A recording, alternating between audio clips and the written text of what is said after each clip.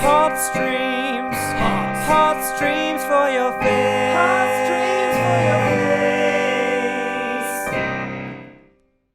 face. So yeah, I guess it's time for my hot stream for your face. And this week I've got something quite special for you because you can get it all from YouTube. Oh my gosh, YouTube. I've never even heard of it. What's it do?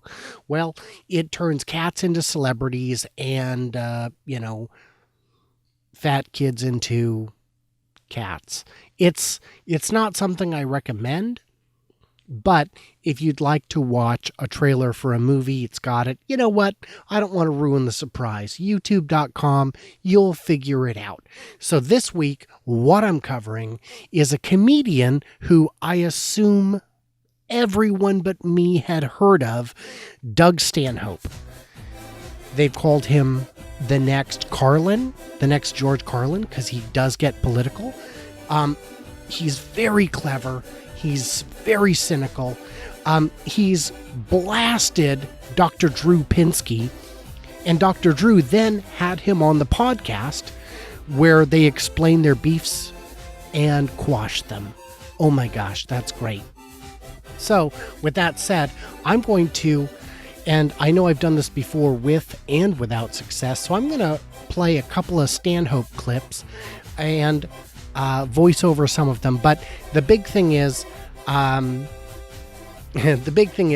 graphics on screen are going to look ridiculously terrible, and that's something I have to do to avoid YouTube's effing content management system, where they look for piracy and bullshit like that. It's Donkey Kong, but they have to do it, and having human curators would be cost prohibitive, especially for this, a podcast with like 3 viewers. Okay, it's not 3, it's like 20, but still, I mean, do the math. That's not cost effective. So here we go. This is a preview for Doug Stanhope before turning the gun on himself.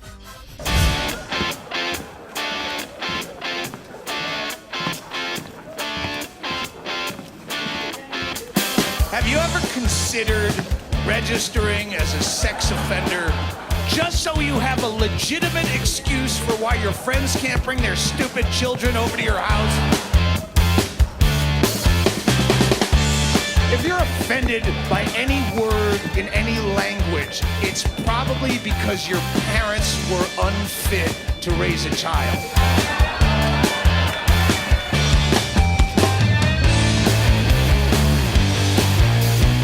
There's no such thing as addiction. There's only things that you enjoy doing more than life.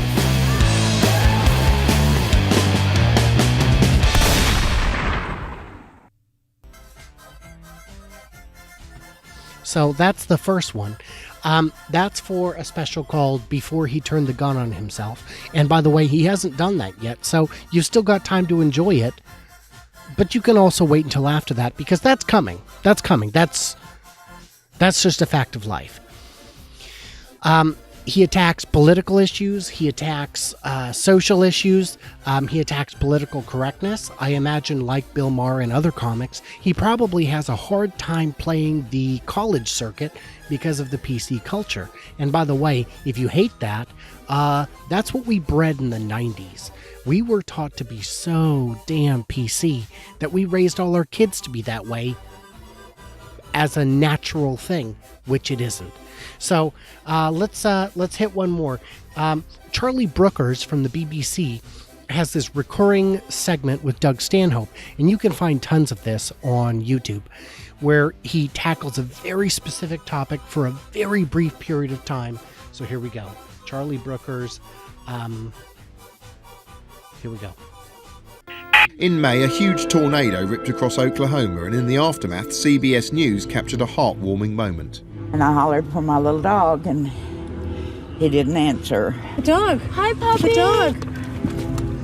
Oh. This being the Bible Belt, many thought this kind of thing demonstrated faith in action. Well, I thought God just answered one prayer to let me be okay. He answered both of them. But not everyone who survived the hurricane was God-fearing, as one notably illuminating exchange demonstrated. I guess you got to thank the Lord, right? Yeah. Do you thank the Lord for that split-second decision? I'm actually an atheist. Oh, you are? All right. If you think that didn't take balls, you've never been to Oklahoma. Saying I'm an atheist in Oklahoma is like screaming jihad at airport security. That took some nuts. And you watch the footage, all the other victims are on the news thanking Jesus for only killing their neighbors and not them, while a crawler is on the screen telling me where I can text money to help them out. Fuck them. I don't want Jesus getting credit for my $50. I'll help that other girl out. That CNN's exploiting. Hell yes. She ain't got no jeebus. She gonna need money. So I did. I started an Indiegogo fundraiser account, and atheists ended up ponying up over $126,000 just for little old her, and I couldn't get the smile off of my face for a week. And I didn't do it because I felt sympathy because she got all her shit destroyed by a tornado. I did it simply to be a prick to her oaky Christian neighbors, hoping that they were still eating off of FEMA trucks when someone drove up and presented Rebecca with a giant cardboard check. It's funny how hate can make you do real nice things every now and then. So yeah. You know, I don't know if his goal is to be political, but it ends up being that. Like most prominent comics, he is an atheist. Dane Cook, I believe, still goes with the Catholic thing, but only because he wants good repressed Catholic girls to take on faith that he doesn't have chlamydia. And I'm not saying you have chlamydia, Dane Cook. I'm saying I don't know if you have chlamydia, and you could get away with saying you don't to a good little Catholic girl. And if you want to prove me wrong, Dane Cook, just bring a spare one to the show next time you're in town. I'll believe you, because I also have faith. No, none of that's true, but it's not the point either. So anyway, YouTube has tons and tons of Doug Stanhope. I haven't even looked for him elsewhere. I haven't needed to. I mean, hours and hours of material on a broad variety of topics, and all of it's very funny. So my friend, if you're looking for Brian to give you a hot stream in your face this week, I just did it. I brought my hot stream. Does you likes it? Does it feel good? Do you savor the flavor? Hot streams in your face. Let's move on to the next segment. Awkwardly.